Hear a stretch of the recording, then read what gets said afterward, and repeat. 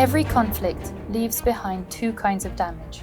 The kind you can see, destroyed buildings, and people forced from their homes, and the kind you can't, what it does to a child's mind, their sense of safety, and who they grow up to be. In the Kurdistan region of Iraq and across the Middle East, we've lived with both for generations. And now, as ongoing conflict and instability reshapes the region around us, we're seeing it happen again. A new generation of children carrying a weight they didn't choose.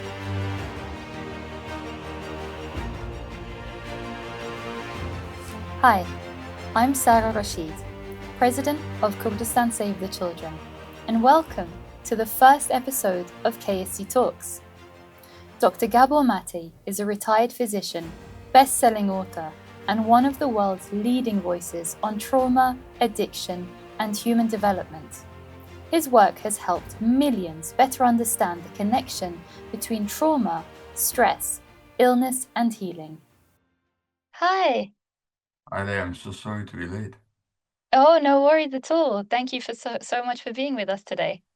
There's a lot to delve into with your valuable expertise, so we'd love to learn from you and your insights, particularly on childhood trauma and development in conflict settings, such as here, the Kurdistan region in Iraq. We'd all appreciate hearing your renowned description of what trauma actually is. Sure. So trauma is not what happens to you. Trauma is what happens inside you as a result of what happens to you. And it's a wound. Literally, the meaning of the word trauma is a wound.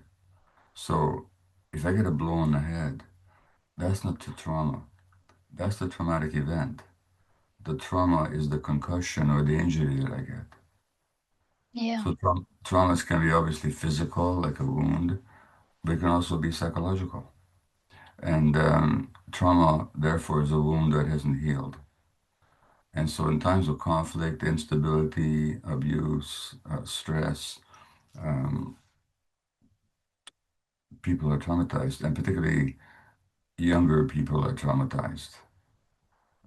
So what's actually happening in their brain and their nervous system in those moments when they're subject to bombs and violence and extreme fear or displacement? What's the chemical side of things?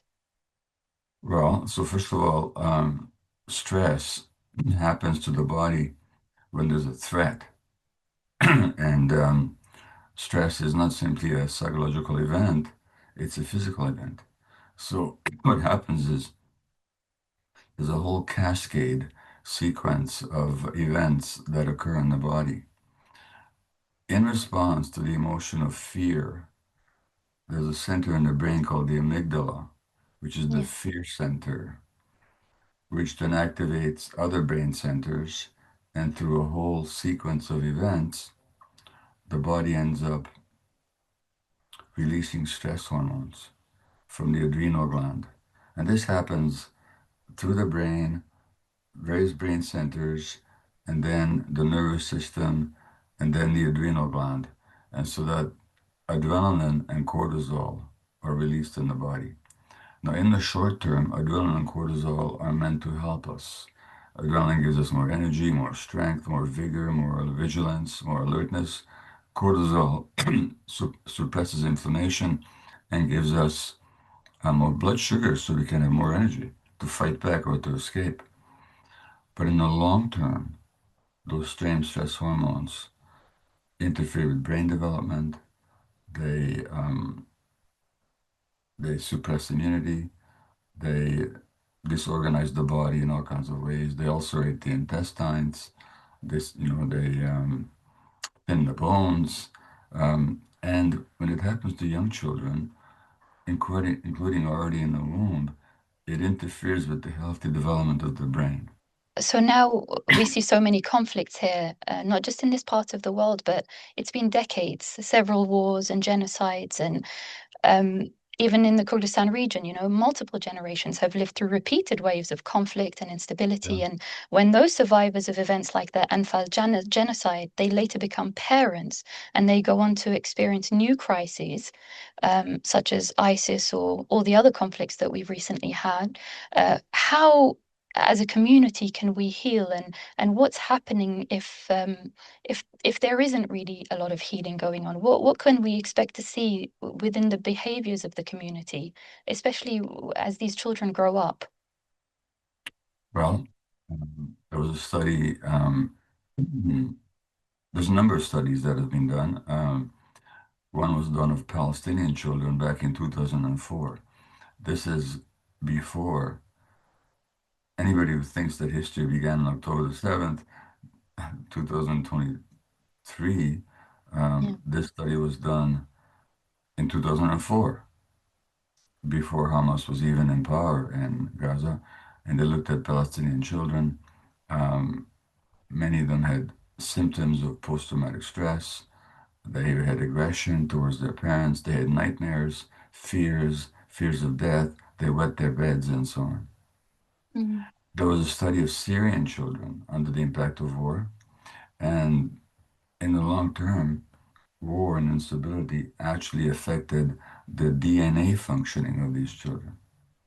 So these terms are long. Wow.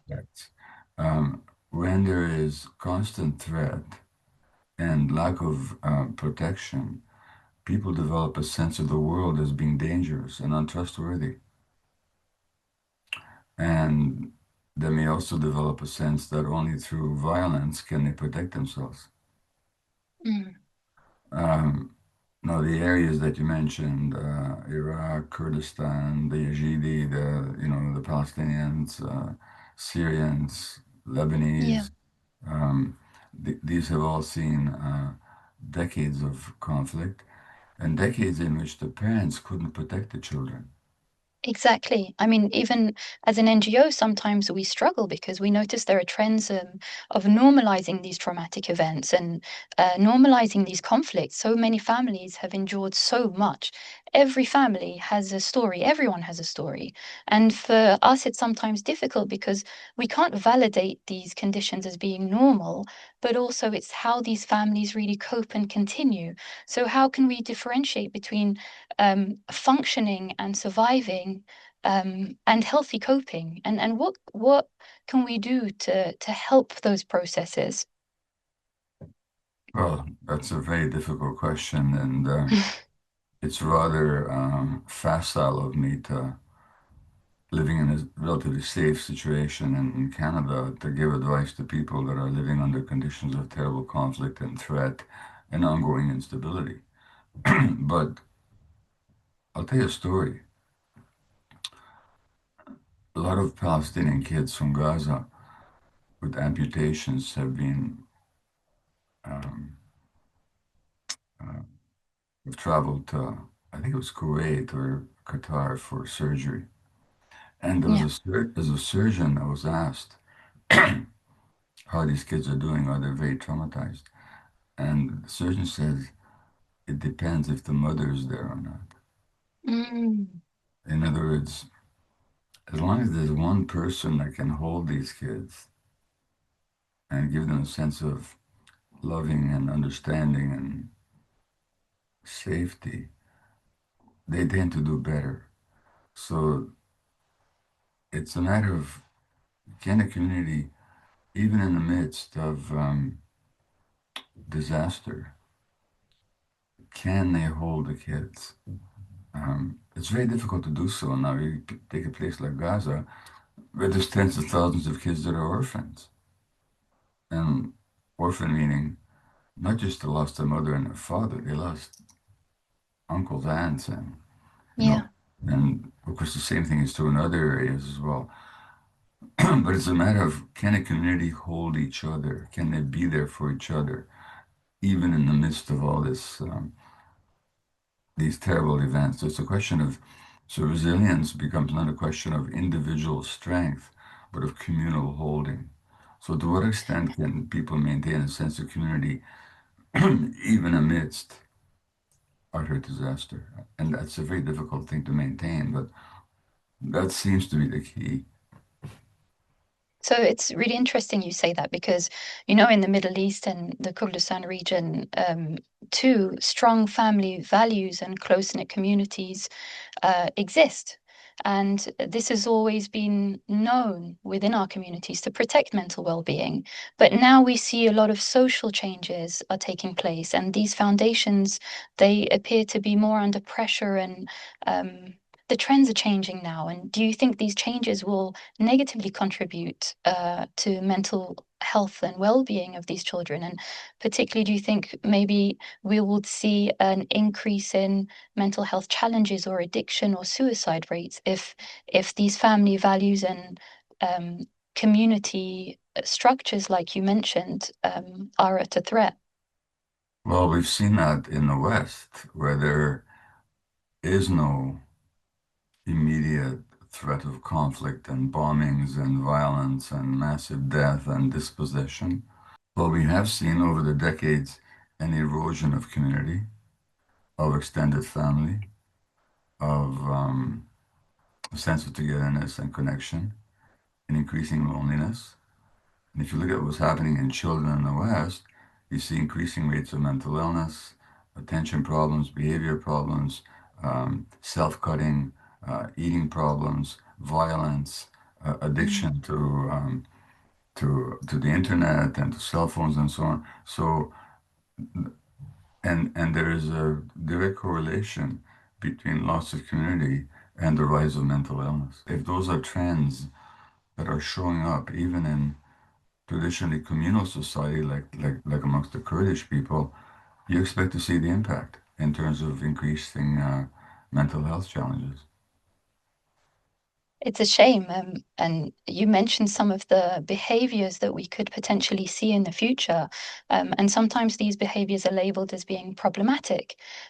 But in your books, you've mentioned, we should try to understand that these are adaptive responses to the environment that the child has been living in. The problem with Western medicine, which dominates, the Western ideology dominates the world, is that it separates the mind from the body and it separates the individual from the environment.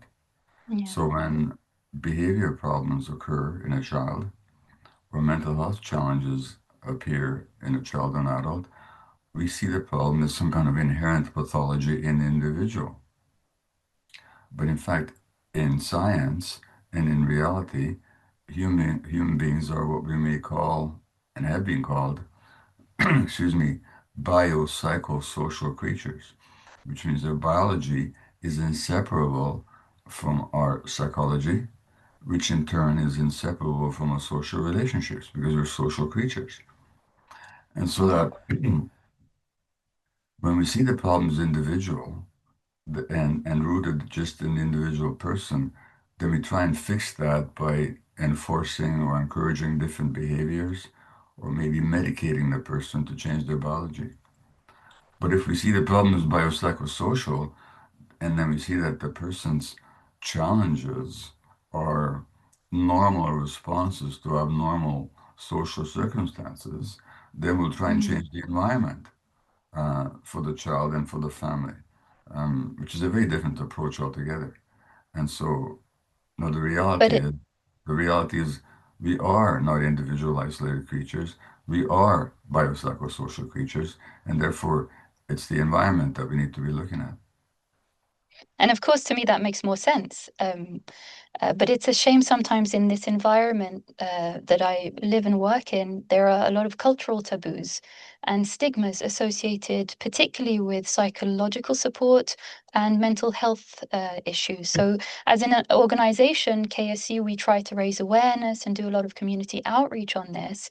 But it needs time to change these trends. And I don't know what else we can do to encourage more of a holistic approach to medicine. I mean, we deal with children's health cases all the time, but it's not just like you said, their physiological health is also their mental health, and an actor alone can't do enough. So it has to be, I guess, a whole community effort.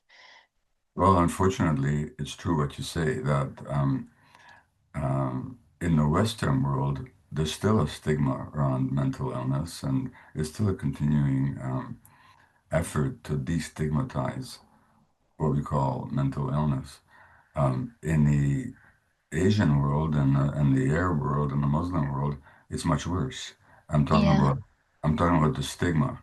Bad enough here in the West, but because of various traditional cultural factors, in the Eastern world, people have a hard time owning um, uh, their mental health issues. They believe there's something wrong with them, and they're made to feel that there's something fundamentally wrong with them, and they mustn't talk about these things. They should just carry on with it and put their faith into. Definitely. We see it all the time.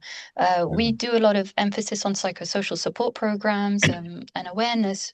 But one of the challenges we also have is actually not being able to plan too much, because as a community, we usually have more of a short-term view because we're constantly having to adapt and put out initial fires. So as an individual level or as a community level and institutional levels, we struggle to have long-term development strategies and we struggle to implement them. And I wonder if that is associated with trauma, not being able to think too far ahead and implement those thoughts. Well, there's an expression that I'll sanitize for you a bit that goes, it's hard to drain a swamp when you're up to your waist in alligators, you know?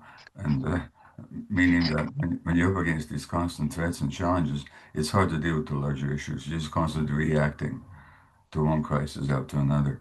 Um, in the long term, I don't know what to tell you except that it takes a long time to change the stigma, to remove the stigma, to allow people to speak openly about their challenges, and that just needs to happen over a long period of time.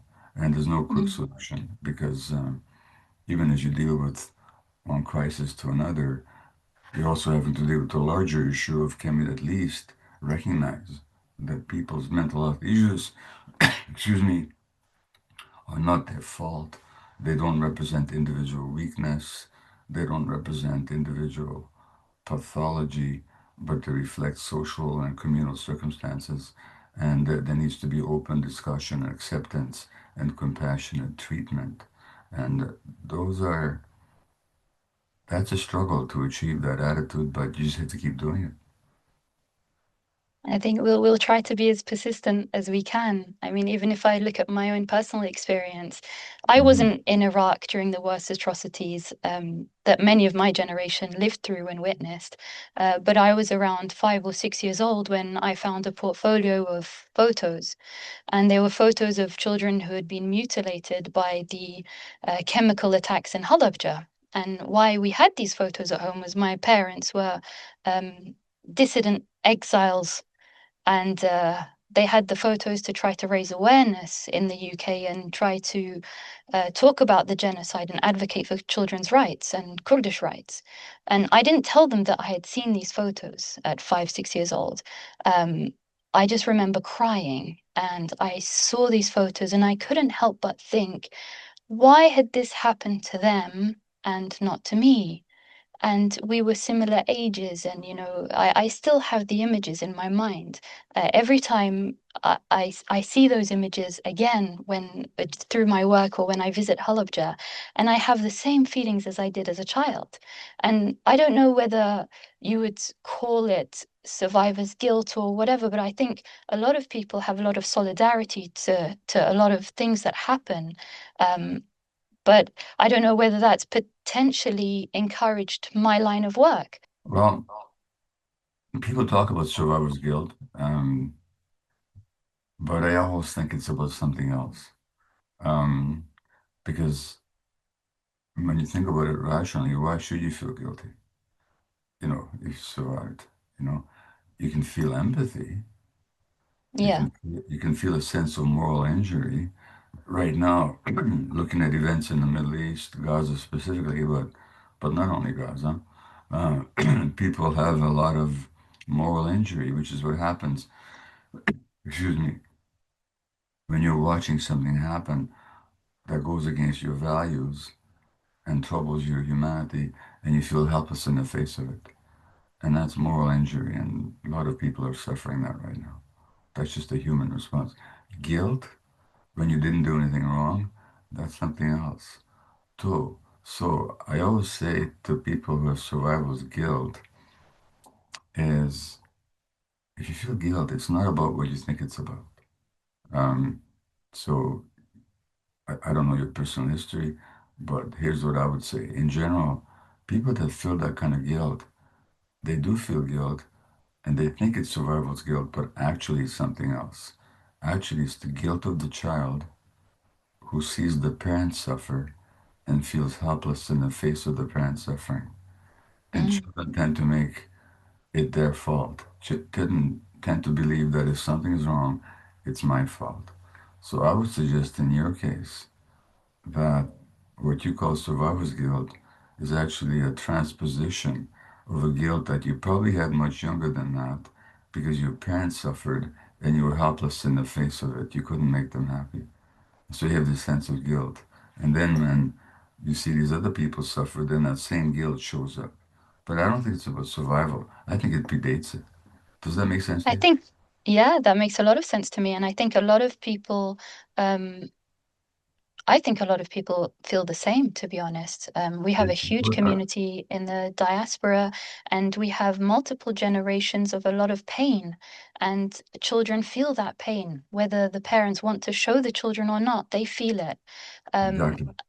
In my household, you know, this was a constant, as it was with many Kurdish households. So yeah, I definitely think that this is something that makes a lot more sense to me rather than feeling guilty of survival, but really feeling helpless Yeah. with the pain that surrounds. And I also wonder through my work as well, how children, they are exposed to a lot of violence on screens and in games and video games, and how that could be affecting their behavior. It might not be directly as it is, like as conflict is in us around it, but it's a different type of violence that they're still being exposed to. Well, it normalizes violence. And you see it so prolifically on your screens. And what tends to happen is over the decades, and at my age, I can say this. Right now, on TV screens, the kind of violence, or movie screens, the kind of violence that's depicted is far worse and egregious and overt than it was decades ago. If you showed people a few decades ago what people are seeing now, they'd be horrified. What's actually happened is people get inured, people get used to it. And in order to titillate them, you have to show them more and more gory violence to get them to feel anything. So actually what happens is there's a kind of a numbing, a dulling of feeling in response to that. And then you have to more and more to get people to feel anything. And that's what we're seeing now. Yeah, it's I get it, and I think we deal a lot with it here, as in the West as well. There's no difference there, I would say, but I think normalizing and desensitizing these things, for us, we feel a sense of responsibility to try and advocate for more monitoring and more restrictions on what children are being exposed to, particularly younger children. And do you think the age of children here matters? Well, what we do know is that the younger the child, the more dire the influences, because the brain is developing. The human brain develops from before birth into adulthood. And the earlier the influences come in, the more serious they are. So that Yeah. you can take children, for example, expose them to screens, and then you can show them brain scans that the screen watching actually damages their brain. So that the earlier these influences come to play, the more long term and the more entrenched their influences, their effect is in the long term. So if I was Yeah. a parent these days, I wouldn't let a kid near go screen. No? No, not at all. Not for years. Not until they're ready to handle it. I mean, in the West, I mean, I know in the Muslim culture you're not supposed to drink, but people do anyway. But Yeah. you wouldn't give alcohol to a 2-year-old. And No. you know, and so why would you give something just as addictive to you? Yeah, you're right. I think unfortunately a lot of people don't see it like that, but addiction, I know you're an expert in addiction, and substance abuse, particularly as a coping mechanism. Children, I guess I don't know whether children have coping mechanisms at that age. Well, this is one of them. Yeah. They escape into it, Mhm. and they get totally addicted to it. And once a child gets addicted to their cell phone, try and take that cell phone away. You're going to get the same response as if you try and take heroin away from a heroin addict. Wow. Violence and rage and denial and hostility. Wow. So healthy coping mechanisms and encouraging connection and community would be a better all-rounded approach for children and their development. We talked earlier about the stigma on mental health issues. A newborn baby, they don't have any stigma. When they need help, they just ask for help. If they're emotionally uncomfortable or physically uncomfortable, tired, hungry, you know about it right away. Yeah. So seeking help and seeking connections, actually their natural human response. When a culture denies that, when a culture says you needing help means there's something wrong with you, then we're cutting people off from their actual true nature. So there's nothing more, and kids used to be brought up in a communal setting where there was help available. That's the Yeah. natural state of human beings. So help seeking and saying, I can't handle this, this is too much for me. That's natural to human beings. Gabor, thank you so much for your time. Well, it's my pleasure. Thanks for inviting me.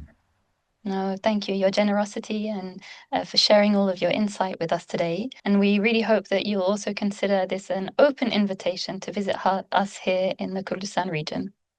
Someday it may happen. Thanks very much.